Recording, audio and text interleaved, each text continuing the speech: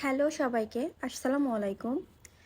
আমি শানবাবুর যে বার্থডে ভিডিওটা করেছিলাম সেটাই আপনাদের সাথে শেয়ার করতে যাচ্ছি।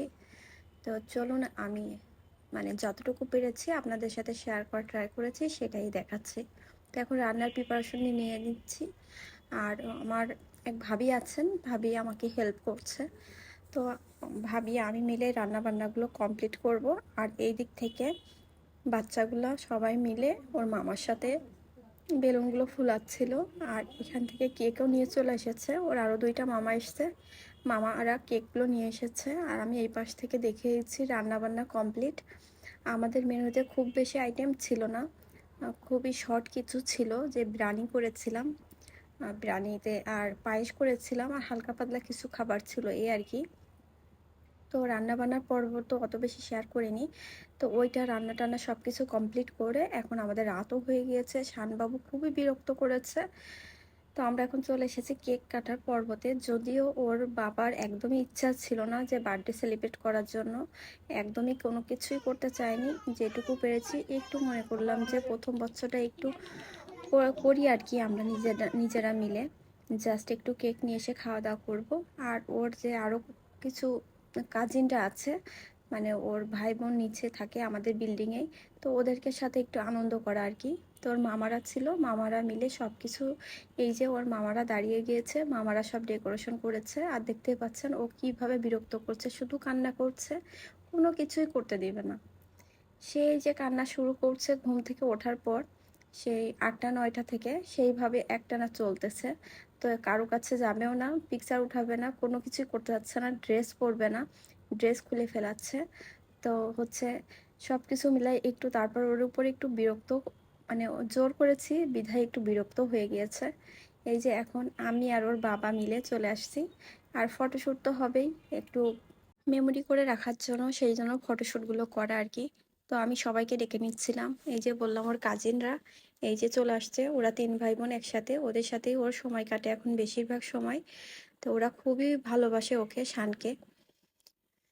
তো ওদেরকে ডেকে নিয়েছি, এখন আমরা সবাই পিকচার উঠাবো। আর ওই যে দেখতে পাচ্ছেন কিভাবে মারধর করে আর কান্নাকাটি শুরু করে দিচ্ছে।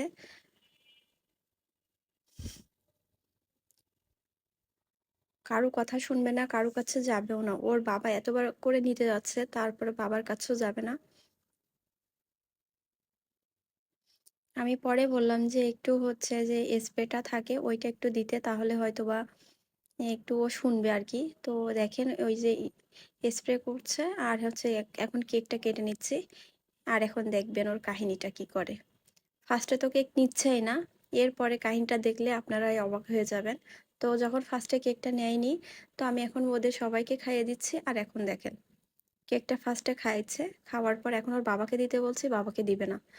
কেন দিবে না? ও কেকটা খুবই লাইক করছে, এখন ও কেক খাবে শুধুমাত্র, কারণ কাউকে আর দিবে না। আমি ওর হাত দিয়ে যে একটু খাইয়ে দিবে, ও সেটাও করবে না। ও ও নিজেই খেতে চাচ্ছে বারবার, সব ওর খুব লাইক করছে। যদিও এত বেশি কেক ওকে খাওয়ানো ঠিক না, যেহেতু ক্রিম আছে, তারপরও একটু যেহেতু লাইক করছে, ওর ফার্স্ট বার্থডে বলে কথা, সেজন্য আর কি আমি দিয়েছি। আমি বললাম যে যেহেতু খেতে যাচ্ছে তাহলে একটু দাও। তো এখন আমি সবাইকে যতটুকু পারছি সবাইকে একটু খাইয়ে দেওয়ার ট্রাই করছি। আর এখন ওর মামারা সবাই ওকে খাইয়ে দিবে। আর ও কারো কাছ থেকে মিস করেনি, সবার কাছ থেকে খাবে, এখন ও খুব পছন্দ করছে। তো এটা দেখে খুবই ভালো লাগছে যে ও কেকটা ওর অনেক লাইক করছে। তো সবকিছু শেষ করে এখানে আমাদের কিন্তু খাওয়া খাই পর্ব তো চলবেই।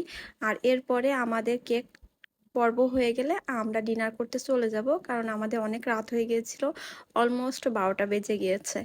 তো সবকিছু শেষ করে তারপরে এখন আমরা ডিনারে চলে যাব। তো ডিনার যে আমরা কি কি করেছিলাম ওইভাবে আমি আর শর্টটা নিতে পারিনি, কারণ ও বিরক্ত করছে, অনেক কান্নাকাটি করছিল, সেজন্য আর শর্টগুলো নেওয়া হয়নি। তো এতটুকুই পারছি আর কি, যতটুকু পেরেছি নিয়েছি। আর এই সব কিছুর পিছনে ওর মামাদের অবদান বেশি। ওর রাকিব মামা তো খুব চাইছিল যে ওর বার্থডেটা করবোই আপা।